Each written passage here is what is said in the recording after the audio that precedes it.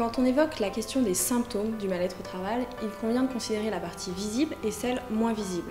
Pour la partie visible, évidemment, j'évoque là la question du turnover, la question de l'absentéisme. Pour ce qui est de la partie moins visible, plus insidieuse, que l'on pourrait qualifier d'absentéisme moral, j'y regroupe la question du manque d'efficacité personnelle, collective, aussi bien que le manque de proactivité ou de capacité d'initiative.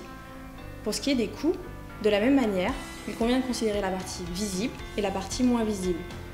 Absentéisme rime avec remplacement du collaborateur absent, coût de désorganisation du service, retard dans l'exécution du travail. Turnover, ce sont des coûts de recrutement, des coûts d'intégration, des coûts de formation. Et puis, la partie moins visible, mais pour autant tout aussi impactante, les coûts de négligence dans le travail. On évoque ici le retard, les erreurs, la malfaçon, et puis la partie détérioration de l'image. Détérioration de l'image vis-à-vis du client qui impacte la fidélisation de ce dernier. En définitive, les entreprises, quelle que soit leur motivation profonde, ne peuvent plus faire fi de ces questions de bien-être au travail, puisqu'il s'agit là d'un véritable levier de performance, un levier permettant d'attirer les talents, de les retenir et également de gagner en productivité au quotidien.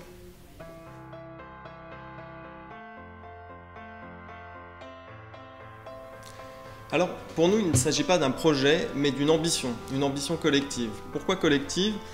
Puisque le bien-être au travail, en fait, ce n'est pas le domaine d'action exclusif d'une direction générale, d'un comité de direction, d'une direction des ressources humaines ou d'un collectif de managers, mais c'est l'affaire de tous les collaborateurs de l'entreprise.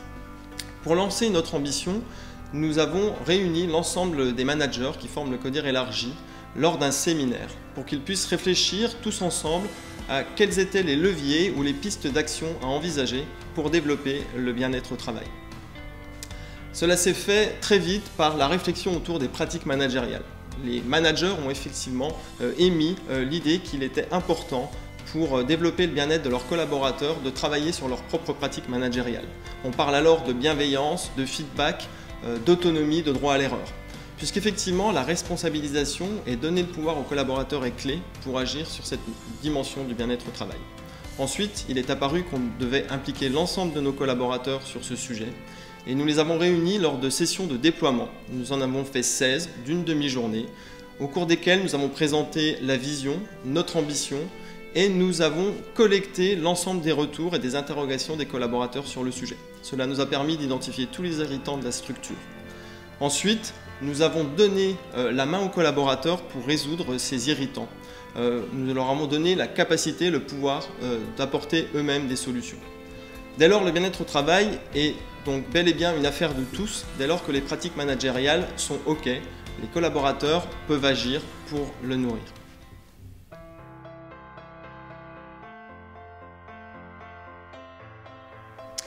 Plus que les nouvelles tendances, je parlerai de nouvelles façons de travailler, de nouveaux modes d'organisation du travail, plus flexibles, plus agiles, favorisant l'autonomie, la responsabilisation et la coopération.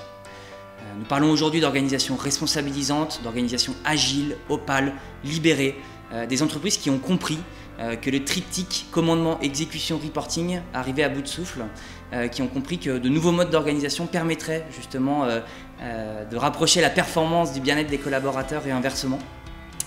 Les entreprises réinventent leurs modèles, réinventent leurs organisations de manière participative, en partant des attentes, des besoins des collaborateurs, cette quête de sens très forte. Et si on parle de tendance, alors je parlerai de marque employeur, je parlerai de télétravail, je parlerai d'horaires flexibles, je parlerai même parfois de congés illimités, je parlerai de management participatif, holacratique, d'entreprises organiques, voilà, d'entreprises qui comprennent l'évolution du monde dans lequel on est en train de vivre.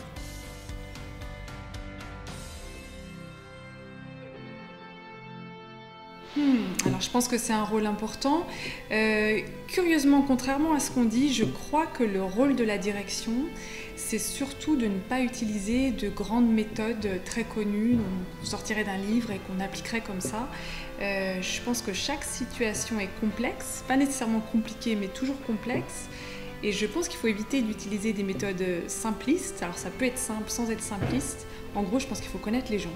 Je pense qu'il faut connaître les situations et je pense qu'il faut connaître et les enjeux et les impacts.